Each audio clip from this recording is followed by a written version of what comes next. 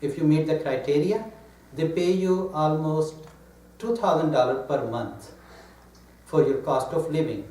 Plus, tuition is free, books are free, and the only obligation is you serve for 7 years, you can continue after that, or you just say goodbye. But you have to serve in the army. No, Department of Defense. Oh. Yeah. You could work for NIH. In NIH, we have lot of doctors and scientists came from there. So you can choose whatever. Once you're done from you become MD, you say, I want to go for my PhD program. I want to be a neuroscientist. Then you're going to work for Department of Defense for 7 years. And guess what? You're going to retire with the officer rank, plus with good benefits and retirement and bonuses. And that experience will count anywhere in the world. You're going to go anywhere in the world and you're going to say, I worked for those organizations. They're going to say, okay, welcome. What's the name of the hospital?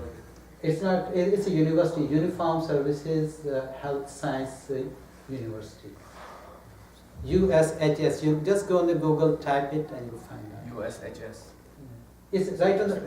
It's in the next year of Walter Reed Medical Center. Too much information. Good information. There is a STAR program in service also. For STAR program, what you do, you serve only 5 to 7 years, and they pay for everything. Either it's Air Force or National Guard or Army Reserve. They're all military though, right? Yeah, just make sure that during those 5 years they don't invade Pakistan. Okay? Yeah. Those medical staff mostly stays. Yes. So there are a lot of families that are aware of the harmful effects of GMO foods and stuff like that, but can't afford to buy or get all organic food.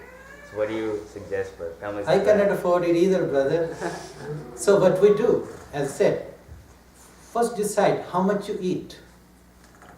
I mean, most of the people, even in my own family, when I go to my relatives, the amount they eat is, I just look at them, I said, okay.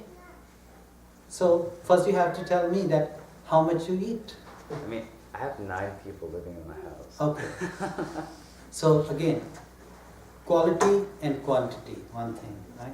So what you can do is, if you cut down the quantity to half, that's one thing you can do. And second, when you go to the farmer's market, there is stuff available sometimes which is cheaper than the grocery stores.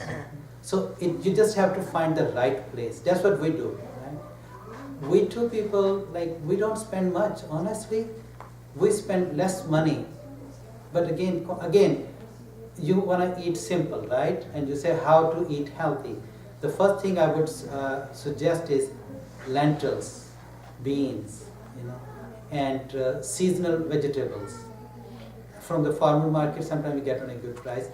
And again, cut down the quantity. That's all I can suggest. Yes, you're right. When I go to the farmer market, sometimes they're expensive, but most of the time, if you're saying 9 members, when you buy the quantity, it is cheap also. You can negotiate with them, you can bargain with them, and sometimes they do. And sometimes when you go at the very end, when they are going to, pack up everything, ask them that if they can bring the price down. Once we got squash organic, like this one for the whole 2 weeks, just for $2. So it's all about where you go and what time you go. Thank you. Well, I was going to add to that. There's they have CSAs, like in Vienna. We were part of its community shared agriculture or something like that. But basically, a bunch of people, they have one in Vienna on Maple Avenue. It's a little shop, Maple Avenue Market. But basically, you buy a share of the produce of a group of farmers. So you up front give them, say $300. And then that buys you a share of, for like the next year, you can go in once a week and they give you a box of whatever they produce, like beets or whatever's in season. And we found that was a lot. They gave us like probably 4 or 5 times as much of the food that you can get at a grocery store. It was all like organic, local, this and that. It's much cheaper. It's just you have to be prepared to you're gonna have a lot of kale for a couple of weeks, whatever's in season. You're gonna have a lot of it. So that's that the helps. one drawback. You just have to find the place. Of course, you're gonna go to the health food store. They're expensive because they have a nice and fancy place, and they have like 10 employees. Now, what you do, you cut the chase. Go to that CSA. community supported agriculture, and what's gonna happen over there is they're gonna help you. And honestly, try to arrange people of like-minded people and start growing your own, in the backyard. I know it is difficult, but somebody somewhere has somewhere to start. If there's no, we're getting to about 9:30. Yeah, it's